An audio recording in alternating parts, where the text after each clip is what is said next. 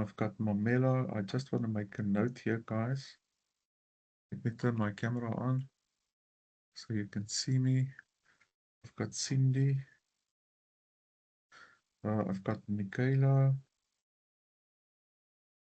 I've got Lerato. And I've got Petrus. Alright, so we are missing Itumeleng.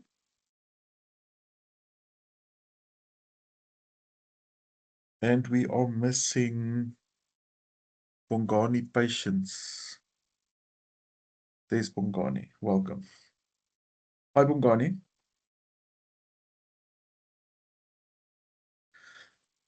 Remind me again, guys, as we go along. We called you Mamela. I called you by your first name, Mamela. Cindy, we call you Cindy. Michaela is there. Lerato, Petrus. I call you Petrus, right? Bongani, what did we say? How do we address you? Bongani.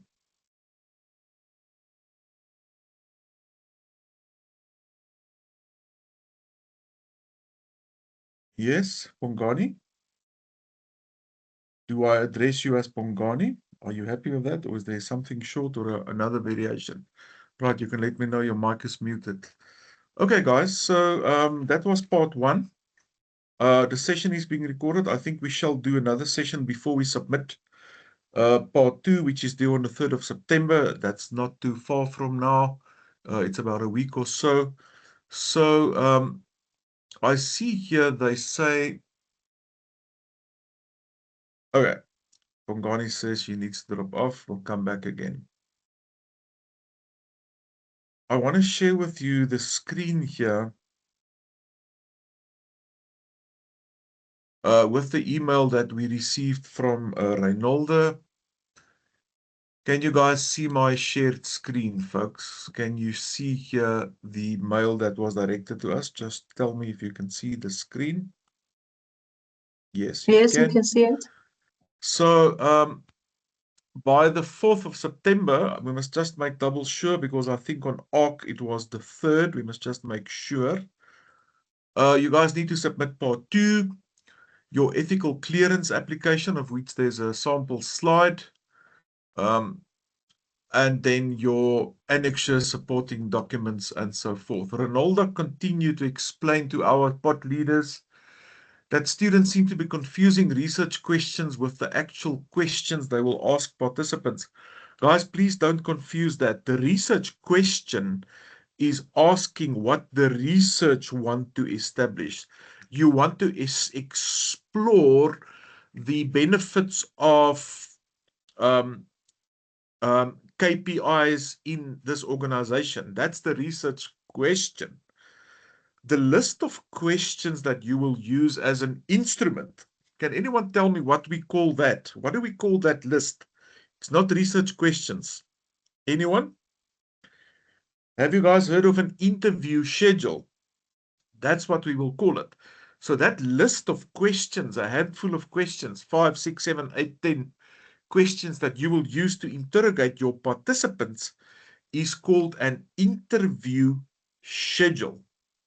And a research question is something else. That is the question you want to answer with your research. Annexure O, gatekeeper's letter. When is that required? Guys, let me tell you exactly when that is required. When your sample are institutionally affiliated, in other words, your sample are people from an organization. You go to Chamberlain's and you speak to people working in Chamberlain's. You need a gatekeeper's letter. That's what an Annex O is. A gatekeeper's letter is not required if you speak to individuals who are not affiliated. So you speak to small business owners that run a spaza shop, for instance. You speak to this owner manager. They are not part of an organization. They have a mandate to speak to you because they are the owners and the managers of their little business. You just need individual consent forms from these people. when your sample is institutionally affiliated or they belong to a bigger organization over them, you cannot speak to some salesperson in Chamberlain's if you don't have that institutional permission, guys, the gatekeeper's permission. Just indicate to me with the reaction, can you all hear me well? Is audio fine? Yes, thank you. Thank you. Kelsey, audio is good. Thank you very much. Thanks, Petrus. Pamela. Right. So some of you might require a gatekeeper's letter, and some of you will target individual people in their own individual capacity. Hence, the requirement of a gatekeeper's letter is not for everyone. So that will be depending on the design of your study. Guys, you need to supply, you're going to attach, you're going to compile a presentation slide that I will present to the ethical board on your behalf. Ethical clearance is a letter you will receive from Emirates that tells you that your study is ethically approved and you have permission to commence data collection. Guys, this is the thing. You cannot, welcome back Bongani, can you hear me now? You cannot commence data collection without an ethical clearance letter. If they catch you out, thanks Bongani. Bongani, I was asking now, how do I address you? I just want to make a note. Do I simply address you as Bongani, or what's the name you prefer to go by? Bongi. Right, got it. Like it? Thank you very much. So guys, if they catch you out starting to collect data without your ethical clearance letter, you're going to be in deep trouble and they're going to give you a red card. So please don't do that. You need to pass the ethical clearance process in order to commence data collection. All right. And there will be meetings that I will attend on your behalf to present your research design with the ethical clearance board. And if we are successful, then of course you will be receiving your ethical clearance letter that will have my signature and someone else's signature on it, which tells you you've got a green light now to continue collecting data. All right. You guys did see the example of an ethical clearance slide that they want you to make. So this will be a synoptic view. Synoptic means summary, a summarized view of the highlights of your study. So I know it's small, but this is essentially what your design will look like. No, I'm making a mess now. Opening in a new window. Let's see if it opens better here. That one slide is a slide that will contain all the essential information regarding your study. And that is the slide which I will use to present your study for ethical clearance to the ethical approval board. It's giving problems now because of permissions, I think. Let's just stick to this one, folks. I had one open earlier that I can show you as an example from an honors student. All right, so your name and student number will appear on the slide, your methodology. So the example would be you are using interpretivism as a paradigm. You are using your qualitative approach. I think the one that I would like to see here in most cases is exploratory. I think what I would like to see from you all is not focus groups, but semi-structured face-to-face interviews. And your analysis method would be a manual thematic content analysis. Remember, guys, we said as a pod, we're all going to do the same. So take it from the top. Paradigm, interpretivism, approach, qualitative, method, semi-structured face-to-face interviews. The type of study or the design of your study is an exploratory study. Your data collection is that semi-structured interviews. Your data analysis will be a manual thematic content analysis. I say manual because I'm not going to allow you guys to use software to do the analysis of the qualitative data. Remember, we said you only need to do 3 interviews. So you're going to do a manual interview. You're going to manually transcribe that interview, and you need to keep those recordings in a safe place. And you are going to then do a manual analysis to see the themes and patterns that you can identify from the database.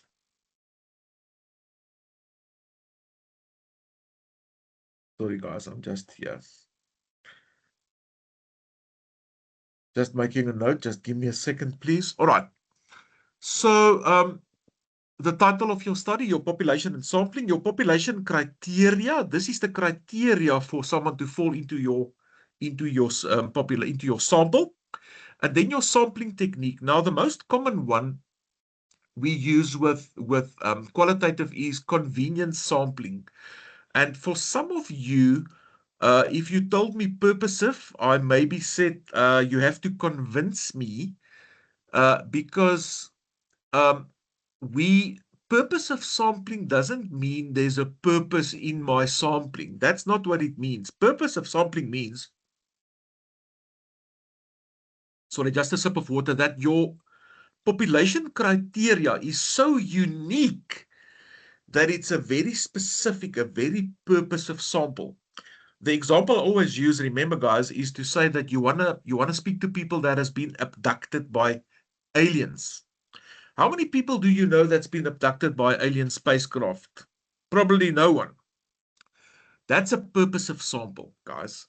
Or someone that's in business, but they've gone bankrupt 5 times. That's a specific sample. There's not a lot of those people around. But for most of you, in what you want to do, access to the type of person that you want to target for your interviews is easy. There's lots of them around. So a simple convenience sample is what I think most of you will use. That means it's convenient for you. You have access. You can approach these people. They're not sitting on the other side of the planet. They're not sitting in a different continent. They are not difficult for you to access. It's convenient for you to access these people, and they can give you good input. Hence, a convenience sample is what I would probably like to see from all 7 of you. And if you used purposive, please go and rethink that, because purposive is for a unique, very unique sample that you cannot somewhere get a hold of. That's not the only thing I want to see under sampling. I want to see the type of sampling. Is it probability or non-probability sampling? Guys, remember, that's the 2 types of sampling. In your case, because it's a qualitative sample, we don't need randomness. We don't need a random sample. We don't need, when a sample is completely random, it means that everyone in a population has an equal chance to get drawn into the sample. I mean, if I had you guys, the 6 of you now, sitting in front of me, and we said, let's put our names into a hat, and there's 6 names in the hat, and I put my hand down in that hat and draw a name, the chances of each of you to get drawn is equal. That's a random sample. It's a complete random process to get that sample, and we need that because it is not statistically significant if we use a non-random sample in quantitative research. So you guys are not going there at all. You are using the non-random or non-probability type of sampling, and the specific method you're going to use will be convenience sampling. So you need to discuss those 2 aspects of your sampling, the type of sampling and the method. And you need to motivate your selection. You need to motivate what you are saying from your research methodology text to say, this is what I'm choosing, and this is the reason why I am selecting that. I want to see you guys motivating your selections. For some of you, if I said you are padding, theory padding means You're writing too much theory.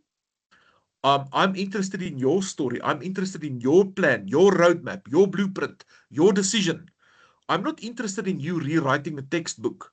If you do quantitative, or in this case, you do qualitative, don't write me pages and pages on the difference between quant and qual, and then tell me you're using qual.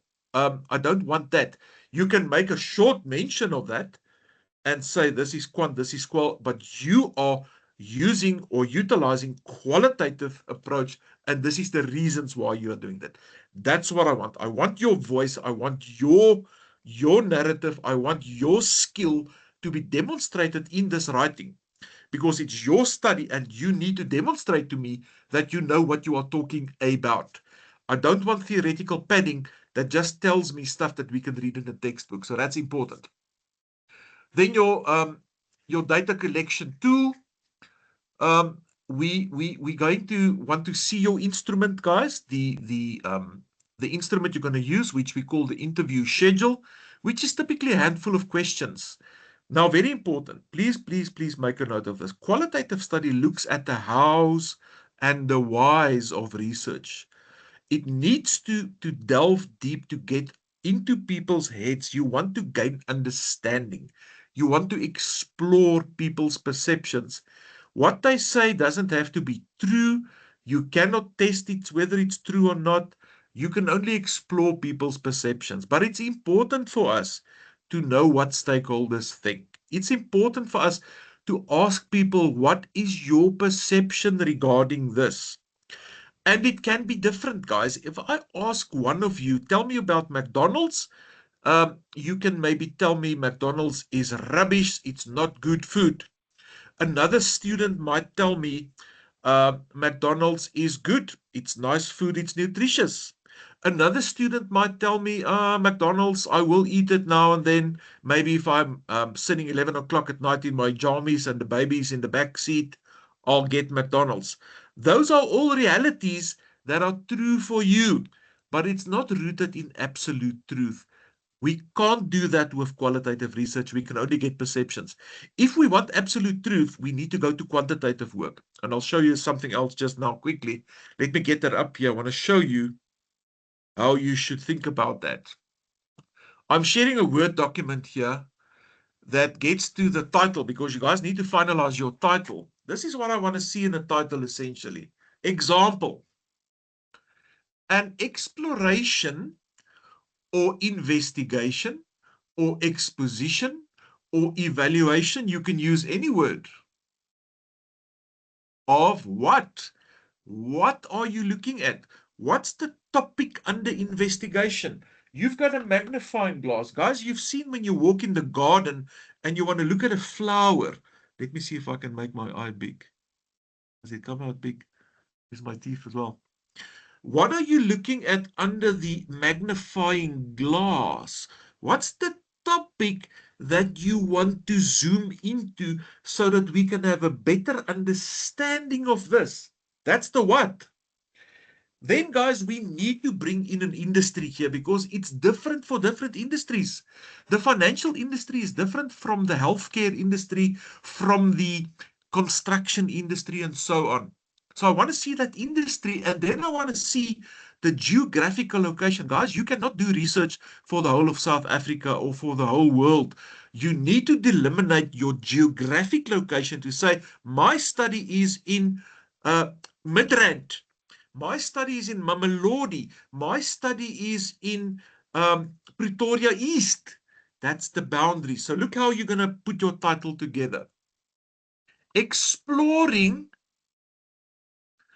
the benefits. That's a nice way to come in.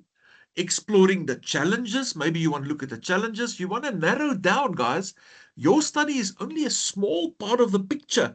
That's why in research, there are people around you that do other work. That's when you write your report, you're going to say suggestions for further research.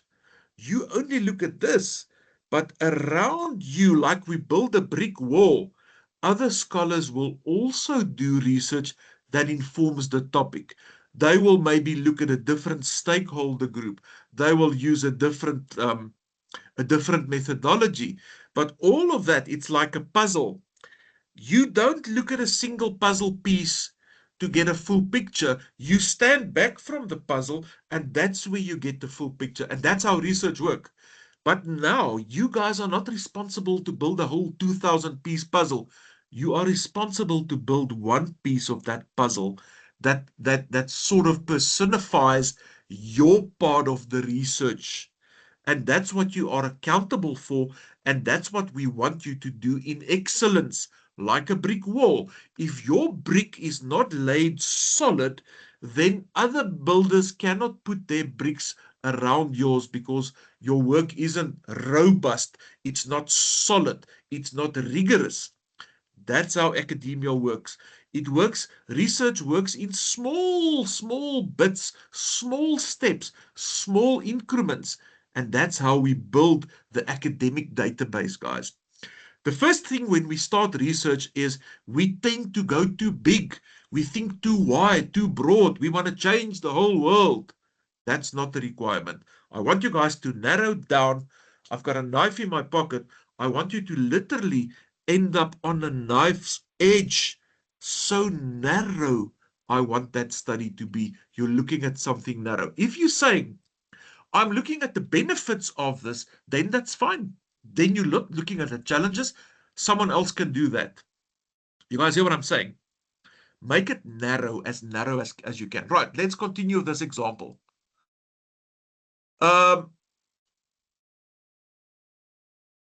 we say an exploration, an investigation, an exposition, an evaluation of what? What are you looking at? What industry are you targeting? Are you targeting small retail owners? Are you targeting spaza owners? Are you targeting um, people in an organization? Now, obviously, guys, the easiest is to target people where you don't need gatekeepers letters, right? Because a gatekeeper's letter can hold you back. You cannot get ethical clearance if you don't have a gatekeeper's letter. So back to my example for Chamberlain's. You want to speak to Chamberlain's salespeople about CRM software, but now you must get a gatekeeper's letter that is signed by Chamberlain's. And now the gatekeeper's letter takes a week, and it takes 2 weeks, and the gatekeeper's letter doesn't come, and it takes 3 weeks, and you're waiting for your gatekeepers. And after a month, we say, oh my goodness, we cannot continue. We must change your study because you haven't received the gatekeeper's letter. Can you see it can cause you hassles if you don't get that signed in time? So please remember that.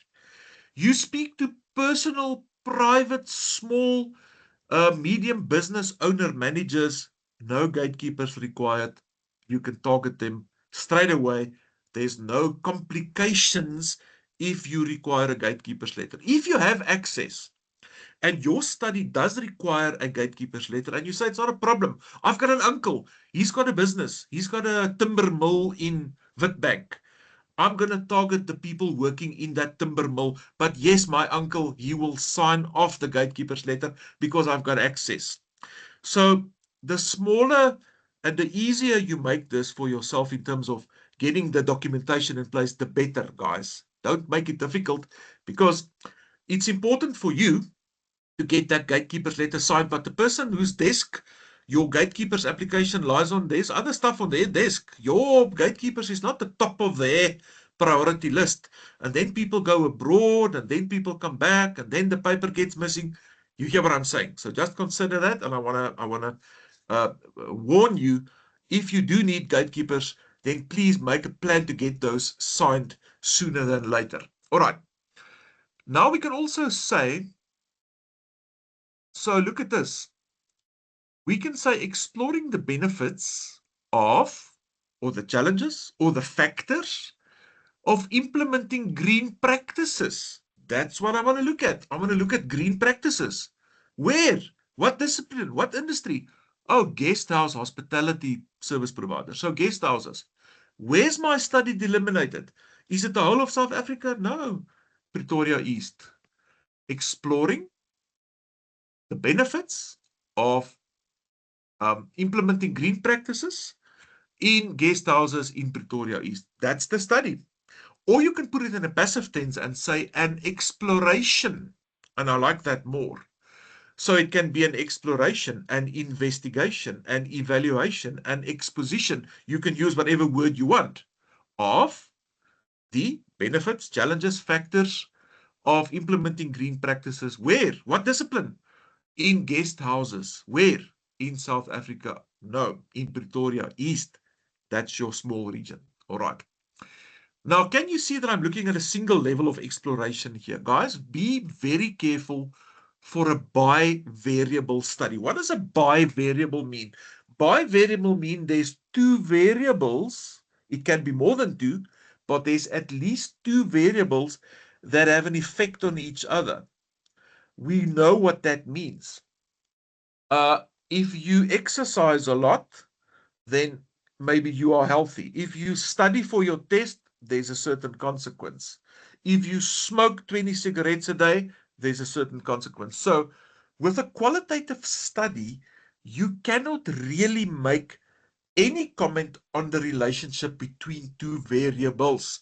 So, if I said I want to explore the impact of green practices on the bookings I get, that's bivariable. That's not a good idea in my guest house.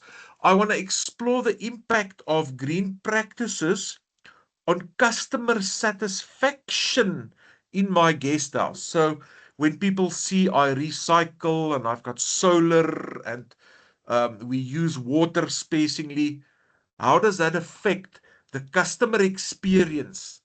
Can't do that. It's it's two variables that you want to compare here. When I speak about bivariable research, in reality, guys, I'm talking about quantitative constructs like correlation. There's a correlation. We know there's a correlation between exercise and cardiovascular risk. We know it's correlated. And correlation doesn't even mean causal relationship. Sometimes there's a correlation between variables, which is difficult to prove. But to prove a causal relationship is even more difficult. None of this can you prove with qualitative data. Please get that period. So I want you guys to rather look at a single level of exploration. In my example here, I'm looking at the benefits or the challenges or the factors or whatever angle you want to come in with of green practices. I'm not saying the impact of green practices on something else because that's a bivariable design. You can say the perceived impact, the perceived influence of green practices on customer satisfaction, because now we know we are not going to express our findings in a correlation coefficient. We're not going to do regression analysis and hypotheses and come up with a statistical number. We are merely going to explore and try and link people's perceptions and beliefs between these constructs. But then I would strongly suggest you put something like the perceived in there. I don't want you guys to use the word impact. Impact is a strong word. Impact really suggests that this variable has an impact on this one. And because it's a quantitative construct, it's a quantitative word, it belongs in the quantitative domain of research. I don't want you guys to use that. If you can look at a single level of research, a single level of exploration, that's what I want you guys to do. You're exploring the utilization of performance appraisal systems. You're exploring my Chamberlain's example, exploring salespeople's uh, uh, experience of customer relation management systems in Chamberlain's in Pretoria North. That's what the study is going to do. It's going to explore stuff. All right, so keep that in mind. You cannot conclusively report on the relationship between variables with a qualitative data set. It's very important. Please listen. You can only explore perceptions and you cannot generalize them to the population. To do that, to come up with general, absolute, true conclusions, you need a very large sample size. That's why the quant people are doing more in their sample than you guys. And you need complicated, listen up, statistical and mathematical models to prove that there's a relationship between these two things, and you will express it statistically. All of that, everything I told you now, is what you guys are not going to do. That's for the quant people. They will do that. You guys are doing qual. You're exploring what stakeholders think, what they feel. I'm asking you, Mamela, what do you think about the governance in Eskom? I'm asking you, Cindy, what do you think about the petrol price hike? I'm asking you, Michaela, what do you think about rising food prices? Lerato, I'm asking you, what do you think about the quality of drinking water in our suburbs? Petrus, I'm asking you, what do you think about agricultural developments and AI? Bongi, I'm asking you, what do you think about tertiary education? All of you, everything I asked you now, you have an opinion about it. You've got a perception. You've got a reality about it, which is your reality. And that's what we are interested in when we're doing qualitative research. We want to hear what people that have a stake in it have to say about it. You have a stake uh, in these questions. So your participants also have a stake. They are stakeholders. They've got input. They've got an opinion. They've got something to win or something to lose. They are affected by that topic. Hence, you want to find out what they feel as stakeholders. Remember, stakeholders can be various. We talk about a higher institution like Emirates. There's at least three stakeholder groups, guys. There's learners, there's parents or paying parties, there's lecturers. Now we say, all right, we're going to increase the tuition fees next year with 70%. Different stakeholders have different views on it. If you ask students, they say, yeah, it's not good. If you ask parents who pay the bills, they say, no, it's a tragedy. If you ask lecturers, they say, well, we don't really pay for tuition, so we don't have such a strong feeling about it. Can you see that different stakeholders can have a different view about the same topic? Retailers have a different view than wholesalers, suppliers. The farmer has a different view than the retail guy that buys the cabbage or the meat in the butchery and so on. I don't want you guys to use different stakeholder groups. You're only interviewing three people. Please keep the same stakeholder group, otherwise you're going to dilute. Don't speak to management and employees. Don't speak to retailers and wholesalers. It's going to dilute your sample, and you're going to battle to identify those themes or synergies. Keep a homogeneous sample where you speak with people from the same stakeholder group. You are not talking to all the stakeholders. Your study, again, looking at that small puzzle piece, leave that for another researcher. And when you write your report, you say, recommendations for future research is that this other stakeholder groups can also be interrogated to get their viewpoint on this topic. Does it all make sense? Give me a thumbs up if you understand what I explained now. Please, it's important. Yes? Are you all with me? Are we on the same page? I want to see you engaging, guys. Yup. Yes, yes, yes. Thank you. Right. So no bivariable designs. Please don't avoid that. Frame it that we do a single level of exploration, or if you want to say you want to explore the influence of A on B, then put something like the word perceived or something in there to say it's the perceived influence. What's the influence of vaping on your health? You're asking opinions. People have opinions.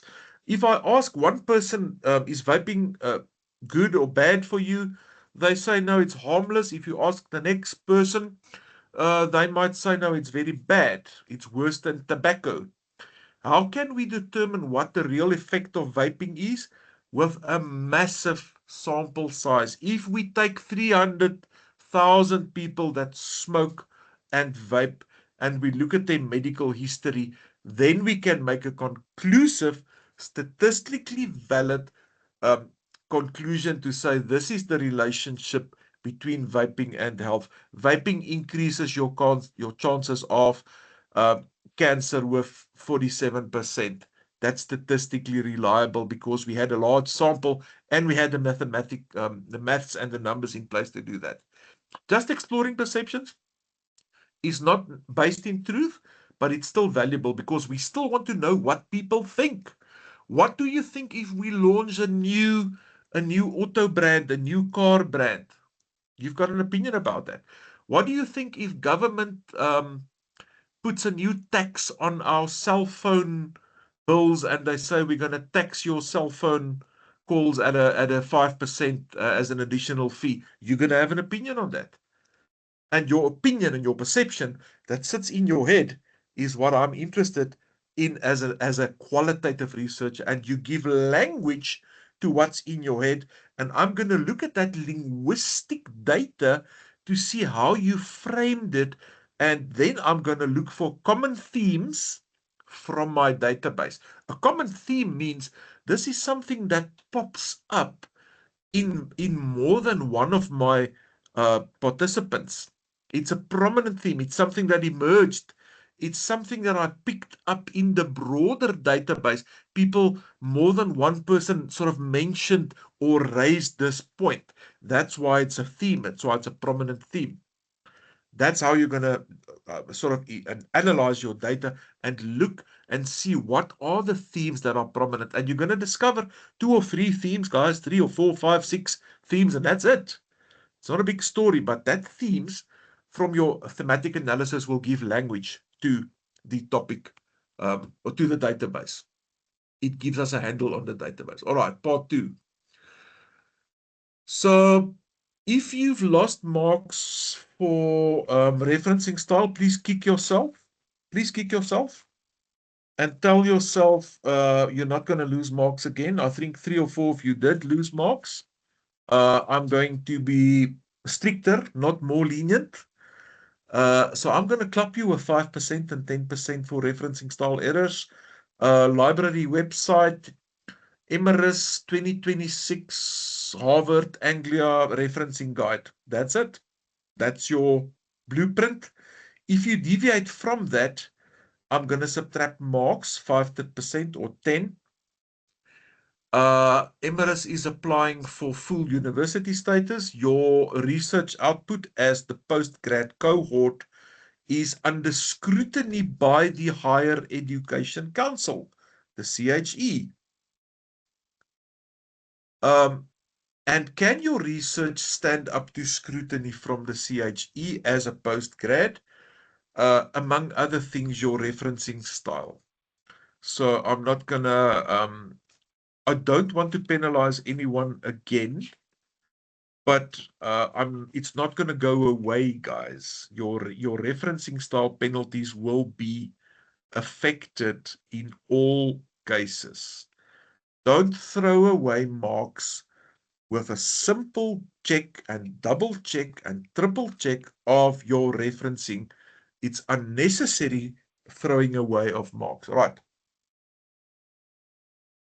You're welcome to raise a hand. You're welcome to chat. I'll keep an eye on the chat window. Right. Part 2. It's a big one. So again, here's the referencing style. You said there's a 5 and a 10%. If you do something like put an et al. In a reference list or do some mistake that I pointed out last time and you do it again, I'm going to take off 10%, guys. You can bank on that. Right. 3 formative parts and then your summative. So we are into formative 2 now, which looks at a couple of things that we can quickly go through. This one counts for 15% as a weighted contribution to your semester mark, 10% for part 3, and then the bulk of your mark sits in your final report, 45%. Right, part 2, research topic, problem statement, aim, research questions, rationale, and your draft research plan proposal. Right, guys, word count noted. Your lecturer will stop marking beyond this point. I won't necessarily stop marking at exactly that place especially if you give me good work. But guys, we need to try and stick to the guideline word count. Please use your word count. If the allocation is, for example, 3,000 words, don't write 1,500 words. That's not a good idea. Use the 3,000 words at your disposal, but don't exceed. And remember that excludes cover pages, TOCs, all the preambles, and your reference list, guys. That's the text. The word count applies to the text. You know that. Right. A specific research topic. Why does it require studying? Is your topic researchable? Guys, is it necessary for us to do research on whether the sun is hot? No, we know the sun is hot. It's not an unknown. Do we have to do research on whether water is wet? No, we don't have to do that research. We know it's wet. We want to do research on a researchable topic. There must be a gap. There must be something that says, well, let's do the research. There's an unknown here. There's a question mark. Let's do the research so that we can fill that gap and find out and discover and put knowledge in that gap. Right. A topic and an explanation of why it requires studying, a problem statement, a set of research questions, an hypothesis. Guys, I don't want to see hypotheses with you. Remember, single tense hypothesis, plural hypotheses, because hypotheses are used in quant study, not for qual. So please don't put hypotheses in your study. I don't want to see it. You guys are not proving hypothesis because you are not doing quant. Well, reference credible sources. The rationale. The rationale means why. What's the rationale for you doing this research? Why is it important? What would happen if you don't do your research? What's the gap that there will be? Then talk about your sampling. Remember, we said there's two things I want to see. I want to see the type of sampling, which in your case is non-probability as opposed to probability or random. And I want to see the method of sampling, which in your case would be convenience, right? Explain the difference between quant and qual and the applications. Well, don't too much into explanations that comes from a textbook. Stick to the idea that your narrative wants to we want to see you motivating and explaining your selections. Substantiate your selections, like they say here. Substantiate, motivate, demonstrate to me this is what I'm using and this is why I am using it. In other words, I understand what I'm talking about. You as a researcher is in firm control, like you hold the car steering wheel with two hands. I want to see that you are in control of this vessel. You are not sitting there panicking, hoping for the best, hoping that the car will not crash, because we know it's going to crash if it's not steered. I want to see you demonstrating a skill to me that says I am in control of my study. My project is under control. I'm heading for something specifically. I'm knowing where I'm going, and I also know how I'm going to get there. That's the vibe I want to see in your writing. Right. Critically analyze and report on ethical considerations. Very important, guys, and documentation related to ethics. You're going to need a personal consent form for every person, every participant that takes place, that work on your study. And you will only need a gatekeeper's letter, like explained earlier, if your sample belongs to the same institutional body. Right, and then design an appropriate data collection instrument. You're going to ask me, so how many questions in my interview schedule? I would say 6, 7, 8, 10 questions. That's it. And you can make a note there that says follow-up questions will be utilized where appropriate. I see you typing, Bongi. I will look at it. So, guys, I don't want 12 or 20 or 15. That's too much. Just a handful of questions. Looking at the hows and the whys. You want to get depth. I'm saying follow-up questions because sometimes you ask a question, but you feel there's more. Then you ask, tell me more. Give me an example. What would you like to see? How does it make you feel? Ask that follow-up question where you think it's appropriate to get to good data. Guys, there's nothing that's going to be more horrendous for you when you come back, you've done your work, you've done your interviews, you've done your transcriptions, and now you realize, I don't have good data. My data has no substance. I've done a lot of talking and whatever, but there's no substance in my database. So that would probably be the branch manager, I think, Bongi, if that's fine. If it's decentralized, if it's national permission, and we require a national signature, then of course you'd have to do that. But that's something that your superiors could obviously escalate from centralized or decentralized level? Does it answer your question? The person that signs the gatekeeper's letter, Bongi, thanks for the question, must be someone who is mandated to sign the letter. That's it.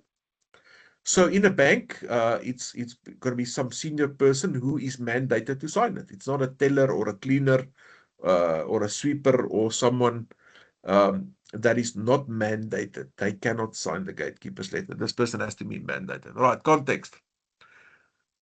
You've done some secondary research, you put a literature review together and so on. Now, these will not be the final drafts, but we are building upon. Remember, these milestone submissions are integrated and taken up in your final report. So we are building things. Right, your task for this one, part 2, is the following. Short description of your research topic. Why is it the area that requires research? There's the words there. A final refined title. And I think we must speak about this again quickly before you submit. And I want you guys to run your titles by me. Please make a note. I want your final titles based on the examples I've given you at the beginning of the session. Most of these things are in the line of an exploration of, an investigation of, an exposition of what? What are you looking at? What's the topic? Where? What industry are you looking at? And the geographics. In reality, you are not going to speak to people all over South Africa.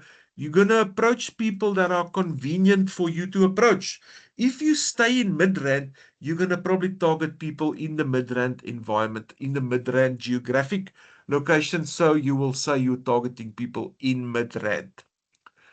You're exploring the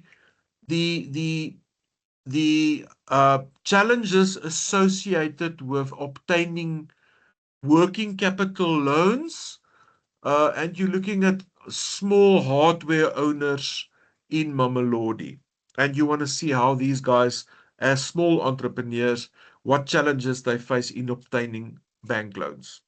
And you're targeting small hardware owners, and they are all in Mamelodi, so there's your geographic. Can you see how easy it is to pinpoint and narrow down and eliminate your study, and your title should reflect that?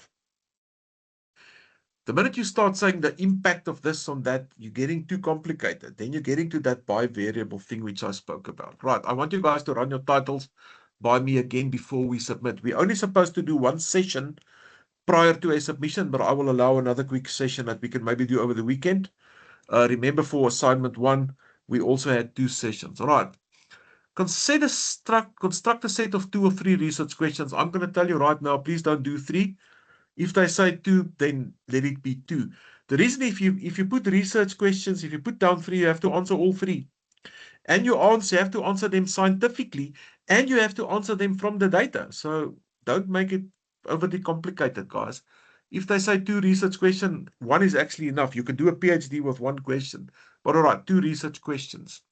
Research questions and objectives are the same. So what are the challenges associated with utilizing green practices for guest house owners in Pretoria East? That's the research question. The research objective that links to that is to determine what the challenges are that is associated with implementing green practices by guest house owners in Mamelodi. That's the research objective. That's how you write a research question. You're asking a question that your research will answer. That's a research question. So 2 research questions, that's enough. Guys, it gives a question in question format that essentially tells us what your research is about. Remember, those are not your interview schedule questions or your instrument. Interview schedule contains those questions, and we never ever call them research questions. Right. If applicable, hypotheses. Is hypothesis applicable to you guys doing qual? No, it's not. So please don't do that. So the aim or the rationale is justify. This is an important to do because it will provide us with meaningful insight. It will give us understanding. It will raise awareness. It will inform decision makers. That's why we are doing this study. I want you to write something here about the rationale. Just back to problem statement, and I need you guys to use references here and create the problem setting. 100 words. Um, Identifying the specific nature of the problem that you want to investigate. It's a paragraph, guys. It's maybe half a page or so. Please use references, contemporary references when constructing and arguing your problem statement. All right. Briefly explain the nature of your sampling method again. So your sampling type and method. And outline your methodology. Paradigm approach method. Paradigm approach method. Remember that, guys. And you can say two other things when I want you to add. So the three things: paradigm approach method, interpretivism paradigm, qualitative approach, method semi-structured, face-to-face interviews. Then add two other things. It's exploratory. The design is exploratory. Please add that. And add another thing. The design is cross-sectional. What does that mean?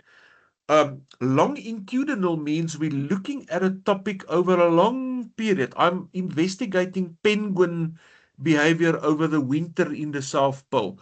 That's a longitudinal study. A cross-sectional study means you're just moving in, you're taking a snapshot. I'm looking at something today. I'm not spending time with these people and I'm coming back after a month and say, listen, what has now changed? And I'm going back again and saying, well, now we've changed this, we've done this, what have now changed? That is longitudinal studies. You guys are doing cross-sectional. I want you to add that. So I want you to pack out the whole methodological sections, and I want you to motivate your selections with credible sources to explain why the selections you are making is adequate for the study that you intend to do. Look at the research postgrad handbook that they've sent you. And then they say draft a research instrument. That's the one we call the interview schedule. That's the list of questions.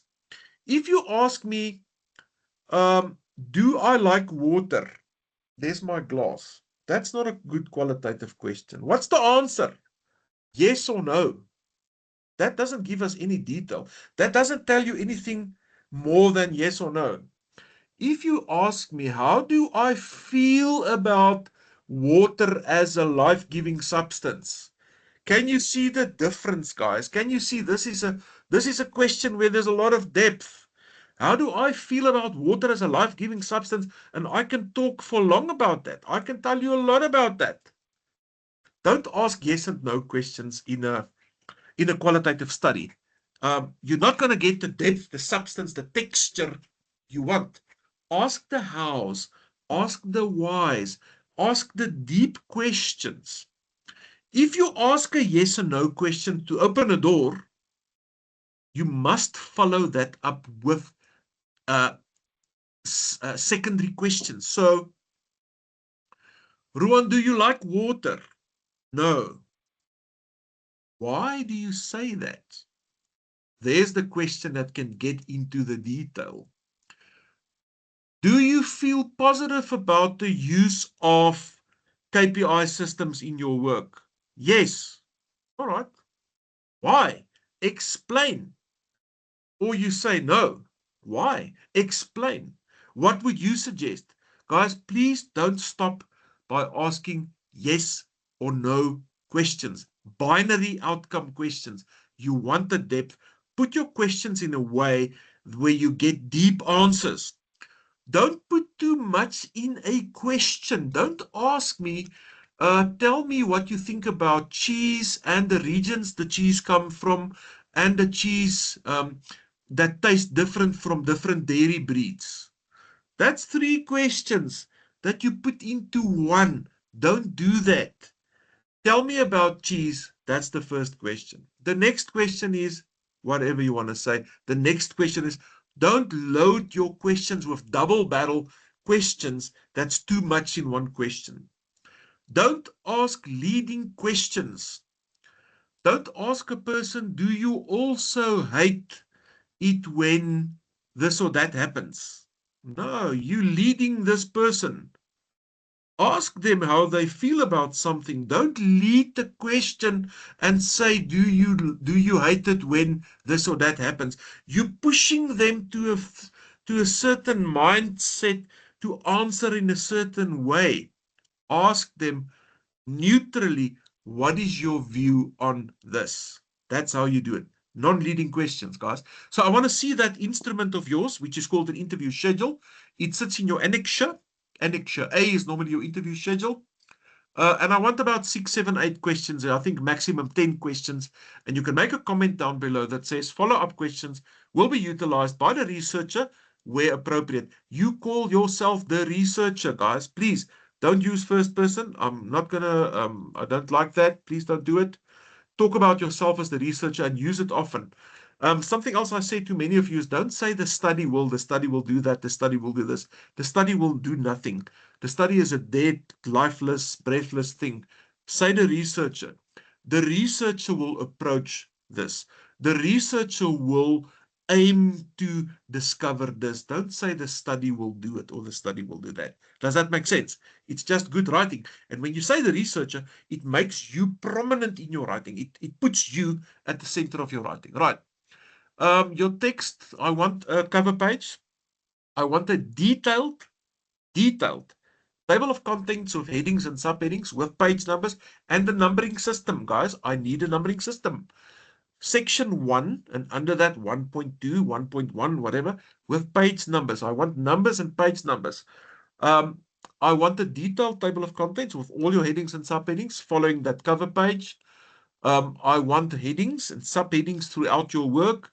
I want a justified block of text in 11 point with 1.5 spacing. I want a reference list at the end that is alphabetically sorted, that is not dodgy, that is contemporary or current, not older than 5 years, and that are written in alignment with the Harvard Anglia Emeritus referencing guide.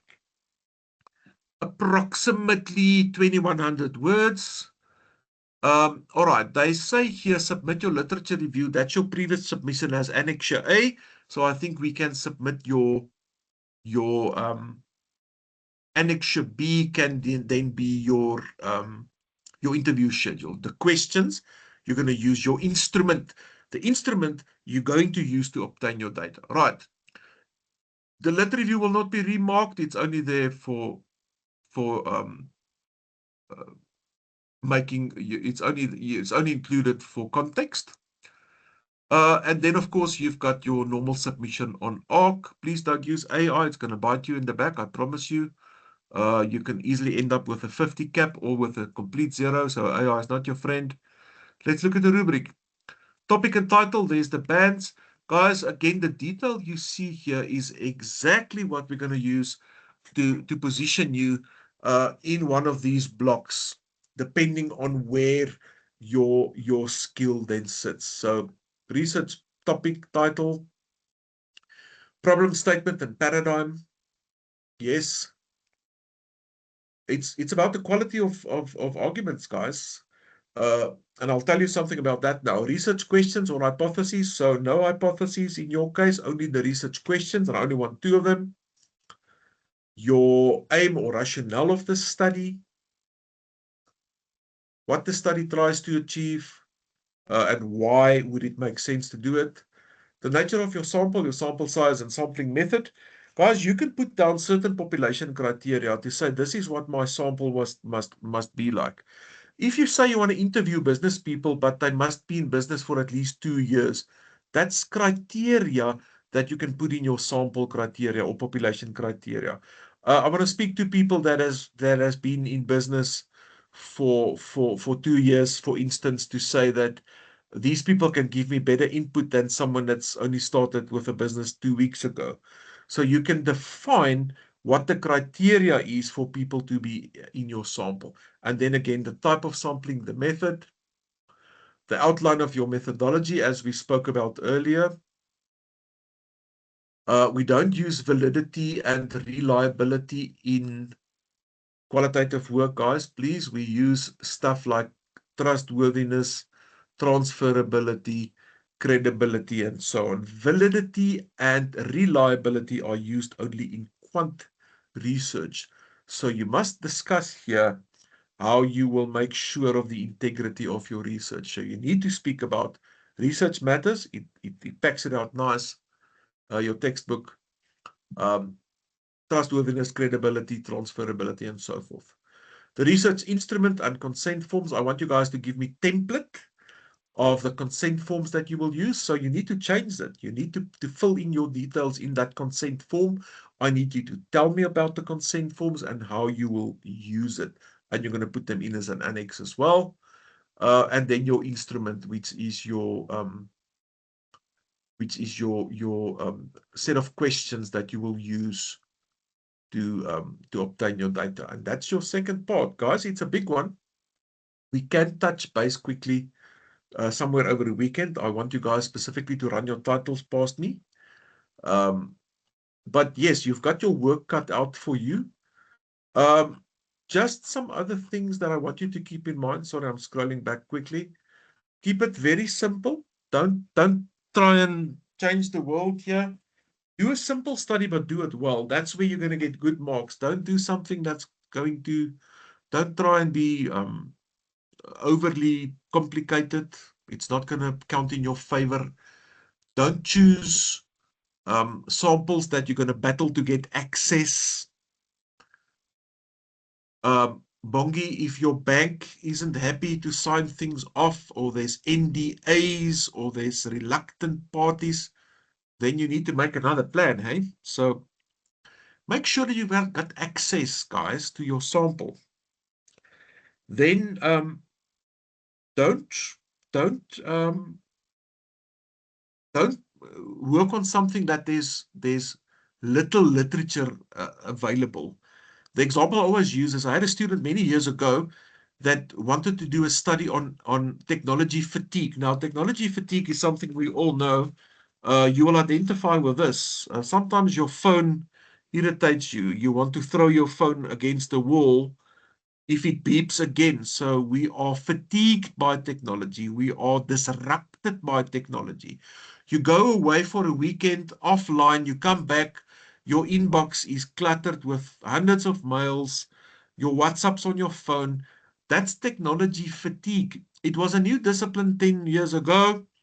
The student wanted to do it, but there was very little literature. So the student battled to get the study done, because guys, you need to have access to lots of literature to make it easier for you to do this study. So don't choose something that's difficult for you. Choose something where you have ample supply of literature. Right. Your study is not new in the sense that there's a research gap. It's never been researched. Please don't tell me that. Everything under the sun has been researched, guys. Every year there's hundreds and thousands of research studies being submitted. Your study, or the gap, is the fact that your sample and your setting and your questions haven't been done. That's where the novelty lies. Not in the fact that there's no research. Don't tell me there's very little research on KPI systems. That's nonsense. There's volumes and thousands of research studies on that. But in your setting, there's a gap. That's how you should explain and understand a research gap. Guys, I think you've got your work cut out for you. Please look at the comments I made. I think most of you did all right. I'm happy with what I saw. One or two of you didn't give me an actual title, so I don't have a title at all. I want all of you guys, let's take that away. I want all of you to frame your final title. And I'm going to ask you on the group to send me your final title based on the recipe that I gave you now, so that we can say, right, I'm happy with the title that sort of then speaks to the topic and informs the reader as to what the study is essentially covering. There's lots of detail in these rubric slides, which I'm not going to go through now. Obviously, you've got the theory as well with your lecturer. Is it Dr. T, I think? I speak under correction. But guys, again, take ownership of your research. We are there to guide you lightly. And for the rest, I really want you to trust yourself. I want you to do the research. If you say, listen, I don't understand really what's the difference between quant and qual, I'm not going to explain that to you. I'm going to tell you, do the research. I want you to read 10 articles on that and give me the names of the articles that you've read. And then I'm going to ask you again, do you still don't understand or do you understand now? And you're going to tell me, oh, no, I completely understand now. Guys, you are postgrads, do the research, find out, educate yourself, read academic work, put your nose in the pages of your research methodology textbook. Um, you have to complete this under your own force, your own strength. It's like a comrades marathon. You have to get across that finishing post under your own strength, guys. I cannot drag you. I can support you from the side, and I will support you guys relentlessly. But I am not responsible for you doing your work, doing it well, submitting it, doing the research, checking your, I'm not there to check your stuff and fix your mistakes. That is not my role.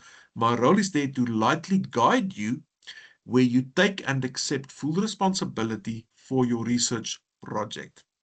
And I want to see that in a very serious note from all of you, where you really make priority. Research is a massive undertaking. And I'm going to tell this to you straight. If this project doesn't consume you partly, then you are doing something wrong. Guys, I always tell research students, if I don't see black rings around your eyes, you're getting too much sleep. You're not doing something right. Guys, if you sideline this project and it's a sideline thingy, you're guaranteed to fail. Make this a priority. It's a consuming, monstrous undertaking. I promise you that. It is a monstrous undertaking to get this done. But here's the thing. Many people, many students have done this before you. Many will do it after you. So you've got a chance of doing this. And if you don't finish it, or you do fail, or you don't complete it, you're going to kick yourself. And you're going to say, my goodness, why did I waste this opportunity to get this? Guys, you were approved for the course. You were approved for the module. The people that looked at the entrance criteria, decided that your application was successful, you can complete this course successfully. And that includes the research. So please take that and please act the part. And please, I told you last time, you guys are academic peers, you are scholars. I want you to really, really take that and wear that as a proud um, as a proud symbol of who you are, and make the best of your research journey. That's what I'm going to say. I'm going to be strict with you. My expectation from you is high. I'm not going to spoon feed you. You're not first years. You're not undergrads. You're not babies. Figure it out. Do what you have to do. Make it happen what you have to make happen. When we come to data collection, don't tell me, listen, I had to interview 3 people, but I could only find 1. There's going to be no sympathy, guys. No one's going to say, all right, we're so sorry for you. We're going to give you a degree anyway. We're not going to do that, or the diploma anyway. There's no sympathy. It's your responsibility. Make the phone call, send the email, get in your car, do this, do that, make a plan, make an alternative plan. Guys, take very strong and very firm control of your research. It's your baby, and you need to deliver this baby, and you need to do it successfully and scientifically and academically rigorous and academically and scientifically credible. It's a huge challenge. It's a lot of work to do, and to do well. Um, that's me preaching, hey? That's me, Domini, preaching to you at the end of the day. And I don't want to see anyone falling off the bus here. I'm going to touch base with you soon again, when I'm going to ask you for your titles, or your refined titles, or your title if you haven't given me any title. And I'm going to ask you for a short summary of your research, where you're going to give me like a half-page or a 1-page summary of a synoptic view of what we're going to put into your research. All of you, interpretivism, qualitative, semi-structured interviews, exploratory, cross-sectional. You're going to have your interview schedule with a number of questions. You're going to do a manual thematic content analysis to identify themes, and those themes will then give language to the topic under investigation. Don't do projects that going to put people uneasy. Don't step on toes. Don't make people uncomfortable.